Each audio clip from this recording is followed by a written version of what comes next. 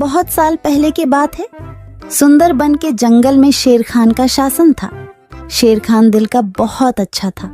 शेर खान हमेशा जंगल के जानवरों का ख्याल रखता था। एक सियार शेर खान का वफादार मंत्री था। वह जंगल में घूमता और सारे समाचार लाकर शेर खान को देता रहता था। एक दिन सियार शेर खान के पास आया और कहा, महाराज, जंगल के सभी जानवर कह रहे हैं आपके बाद इस सिंहासन पर कौन बैठेगा। इसीलिए ये सब कह रहे हैं कि आपकी शादी हो जानी चाहिए, क्योंकि आपका संतान ही आगे चलकर इस जंगल का राजा बनेगा। हाँ, जंगल की जानवर सही कह रहे हैं। मेरा संतान ही आगे चलकर इस जंगल का राजा बनेगा। इसीलिए मैं अवश्य शादी करूंगा। तुम शादी की तैयारियां करो। फिर शेर खान की शादी बड़ी ही धूमधाम से हो रहे थे। जंगल के सभी जानवरों को शादी में बुलाया गया था। सिर्फ एक छोटे से चूहे को छोड़कर शादी में बहुत सारा खाने पीने का इंतजाम किया गया था। सभी जानवर पेट भर खाना खाया। इधर चूहा को निमंत्रण ना मिलने के कारण वह बहुत गुस्से में था। ये शेर तो बड़ा ही घमंडी निकला। उसने मुझे शादी में ना बुलाकर मेरा अपमान किया है। मैं इसका बदला अवश्य लूंगा। इस बात को लेकर चूहा बहुत ही नाराज था। वह मन ही मन सोचने लगा कि इसका बदला कैसे लिया जाए। कुछ देर सोचने के बाद वह एक योजना बनाता है। मैं भी शादी करूंगा। हाँ, मैं भी शादी करूंगा। बड़ी धूमधाम से शादी करूंगा और शादी में उस शेर को छोड़ के सभी को आमंत्रित करूंगा। हाँ, यही ठीक रहेगा। फिर चूहे ने शादी करने का फैसला कर लिया और वह अपने लिए एक दुल्हन ढूंढने निकल पड़ा। थोड़ी दूर जाने के बाद उसे एक दुल्हन दिखाई पड़ा। फिर चूहे ने उसके पास जाकर कहा, शादी तो मैं कर लूं, लेकिन इसके साथ से तो मैं बिल्कुल नहीं शादी करूंगा। मेरी दुल्हन तो उस घमंडी शेर के दुल्हन से भी सुंदर और शक्तिशाली होनी चाहिए। फिर चूहा आगे जाकर एक पेड़ के नीचे रुक गया। दुल्हन की खोज को लेकर चूहा चिंतित हो गया। वह सोच रहा था कि भला इतनी सुंदर और शक्तिशाली दुल्हन उसे कहाँ मिलेगा। यह सोचते सोचते वह चल ही रहा था कि उसकी नजर आसमान की तरफ गई। उसने देखा कि सूर्य भगवान आसमान में चमक रहे हैं। तभी उसके दिमाग के बत्ती जली। अरे वाह, सूर्य भगवान तो सबसे शक्तिशाली है। कितना तेज है उनका। यही ठीक रहेगा। उनकी बेटी सुंदर भी होगी और शक्तिशाली भी। फिर चूहा एक पेड़ के नीचे ध्यान लगाते हुए बैठ गया और सूर्य भगवान को तपस्या करने लगा। ओम सूर्याय नमः, ओम सूर्याय नमः, ओम सूर्याय नमः। इधर चूहे को तपस्या करते हुए देखकर सूर्य भगवान बहुत आश्चर्य हुए कि यह नन्हा सा चूहा उनकी तपस्या क्यों कर रहा है। फिर सूरज भगवान चूहे के सामने प्रकट हुए। बोलो नन्हे से चूहे, तुम मेरे तपस्या क्यों कर रहे हो? क्या चाहिए तुमको? तुम जो मांगोगे मैं तुम्हें वह सब दूंगा। हे भगवान, आप आगे। मुझे तो अपनी आंखों पर यकीन नहीं हो रहा है कि एक नन्हा सा चूहे की बात सुनकर आप मेरे पास आ गए। हाँ, मैं सचमुच तुम्हारे पास आया हूँ। बोलो तुम्हें क्या चाहिए? भगवान, मैं शादी करना चाहता हूँ। अरे वाह, यह तो बहुत ही अच्छी बात है। इसमें मैं तुम्हारा क्या मदद कर सकता हूँ?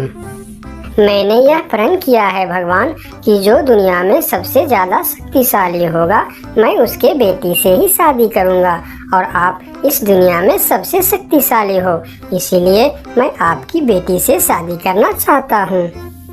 चूहे की बात सुनकर सूर्य भगवान सोच में पड़ जाते हैं कि मैं इस छोटी सी चूहे के साथ अपनी बेटी का शादी कैसे कर सकता हूँ। और फिर उन्होंने मन ही मन सोचने लगे, यह चूहा तो बिल्कुल पागल लग रहा है। इससे भला मैं अपनी बेटी की शादी कैसे करवा सकता हूँ? कुछ भी करके मुझे इससे छुटकारा पाना ही होगा, मगर कैसे? मुझे जल्दी कुछ करना पड़ेगा। तभी उनके मन में एक ख्याल आया और उन्होंने चूहे से कहा, अरे यह तो बहुत ही अच्छी बात है। कि तुम मेरी बेटी से शादी करना चाहते हो। मुझे अपनी बेटी के लिए तुमसे अच्छा वर और कहाँ मिलेगा। सूर्य भगवान का बात सुनकर चूहा मन ही मन बहुत खुश हो गया और उसके मन में लड्डू फूटने लगे। तभी सूर्य भगवान बोलते हैं, लेकिन एक समस्या है, मैं दुनिया का सबसे शक्तिशाली नहीं हूँ और तुमने प्रण किया है कि जो दुनिया में सबसे ज़्यादा शक्तिशाली होगा तुम उसी के बेटी से शादी करोगे। अगर तुमने मेरी बेटी से शादी की तो तुम्हारा प्रण टूट जाएगा। हे भगवान, ये आप क्या बोल रहे हो? आपसे भी शक्तिशाली? आपसे शक्तिशाली भला इस दुनिया में और कौन हो सकता है? मुझसे शक्तिशाली तो वह बादल है जो अपने परछाई से मुझे भी ढक देता है। यह सुनकर चूहा आसमान की तरफ बादल को देखने लगा और बोला, अगर बादल आपसे भी ज्यादा शक्तिशाली है तो मैं फिर उसकी बेटी से ही शादी करूंगी। आप उसे नीचे बुलाइए। फिर सूर्य भगवान ने बादल को नीचे बुलाया और बादल उनकी बात मानकर धीरे धीरे नीचे आया।